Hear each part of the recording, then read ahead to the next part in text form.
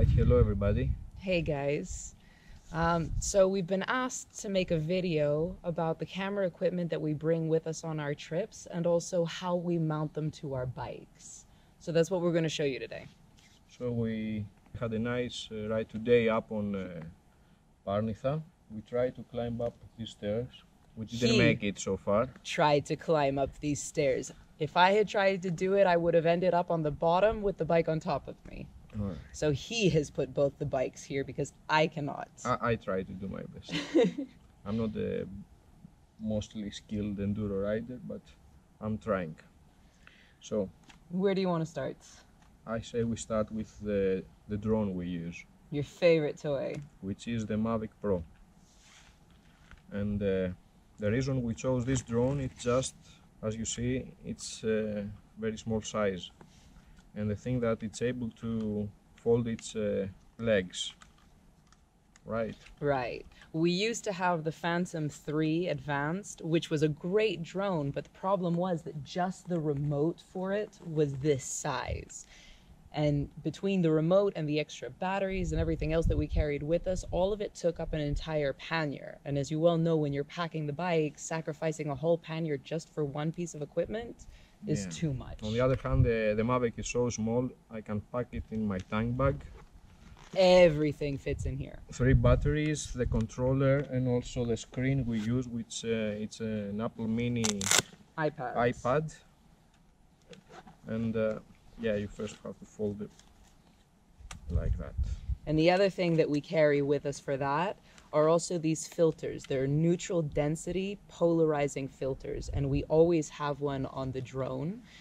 We choose which one depending on the light conditions, and the reason that it wears this is because it helps balance out the tones and also get better colors out of your drone. So when you go to edit your footage later, you'll see the difference.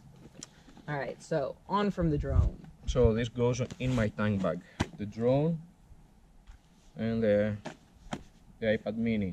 I take them on my bike. His tank bag is like Mary Poppins's bag. It fits everything in it. It's not so big.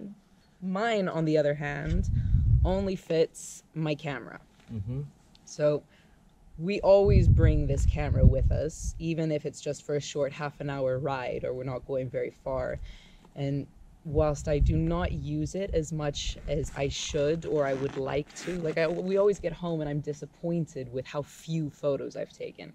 But the reason that we bring it with us no matter what is that the quality of the photos that I get with this are just far superior to what we can get either with the Mavic, an iPhone, or even the GoPro. And also this shoots in RAW, which means I also have more abilities to manipulate the photo later on when I go to edit them. So this beast comes with us regardless of whether I'm going to use it or not. Another thing we didn't say about the flights we make on the Mavic with the Mavic is that you have to pick up a place that the scenery is really safety. You shouldn't be doing risky flights over crowded places with many tourists, with traffic, and because there's always the danger to cause an accident. Absolutely. So one thing that you should do when you're traveling is check out the laws for the country of where they say you can fly the drone, because some places you're not allowed to fly over the road, over monuments, over crowded places, over private property. Every country has their set of laws. All right, sometimes we love to be outlaws and do risky stuff, but we try to keep it that in a minimum level. Absolutely. What's that saying? Do as I say, not as I do. All right. Yeah. Exactly. Right. Yeah. That's our principle. So the last piece of equipment that we go on to is the GoPro Hero 6. With the GoPro Jaw as a mounting system. We have 2 different types of mounting systems. He uses the GoPro Jaw because. Why do you like it? Why I like this one is it's a very strong spring. You can use it as a handle and record things from your hand. Otherwise, you can just mount in one of the bars of the bike. And as you see, the GS has a couple of bars able to attach your jaw and make some different angles of videos, give some nice different kind of views and make your videos interesting. On the contrary, Lauren's using this one. I'm using this one for two reasons. One, this one, I cannot, with one hand, I cannot get it off the bars to do freestyle recording like he does. And also, I'm kind of a dingbat and I'll end up crashing if I do that. The other reason is my bike shakes so much that this, for as strong as it is, it still vibrates on my bike. Yeah. So after going through several types of mounts, we found that this RAM mount was the best thing for me. So this is made from GoPro, this is made from RAM. Right. And this I clip to my front crash bars always. And I've also got one more mount on my handlebars, which I don't really use because I end up getting my side mirror and my windshield in the frame. But once it's on, it stays very steady. It doesn't move. And I can adjust it when we stop just to turn the angle of it. But as you can see, it comes in 3 parts without dropping everything, and they're ball joints. So there's one here on the camera, this piece here, and the final one that attaches to the bike. And you can buy them separately, so you can get this and attach a couple around your bike so you can change the position of your camera. Another thing with the jaw is that, again, has to do with safety.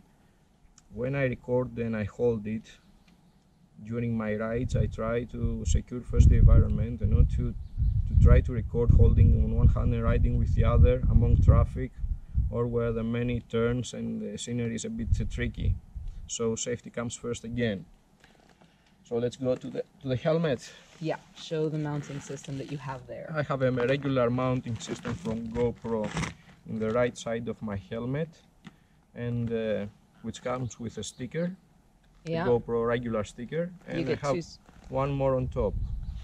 Say what you try to say? Oh, I was going to say you get the stickers in these pieces automatically when you buy the camera. Okay. I don't like it when he uses the top mounting position, because what ends up happening is he turns his head to look here, he turns it there, he turns it down. The shots are, I think the angle and the turns you make the videos really sharp.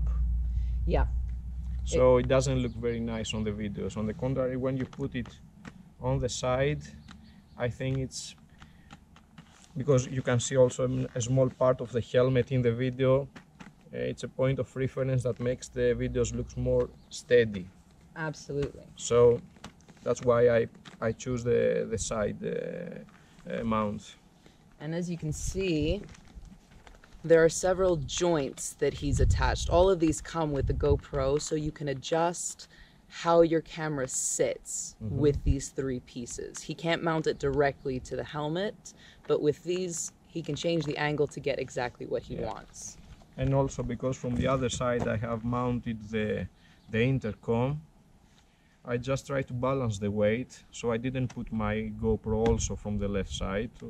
I try to balance the weight, so I have the interphone from the left side and the GoPro from the right side while I'm riding. That's another reason you have to have in mind, because it's the extra weight of the equipment you're using, all your helmet, which is not very heavy, but on a long trip, on a many days trip, that extra grams gonna make the difference. It's exhausting, is what it is.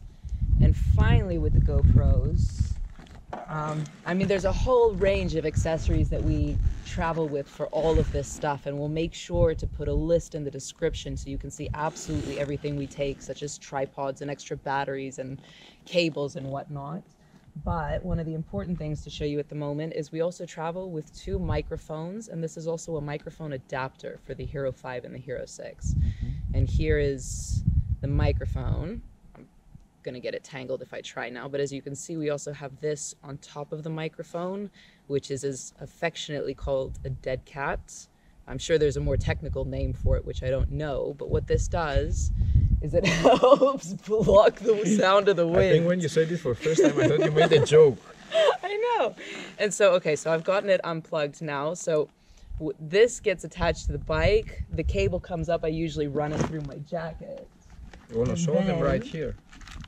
And then, ooh, check out all this lovely stuff I've got And then what I do, and what he does as well when we're recording, is we just clip the microphone just here where it's got the net underneath.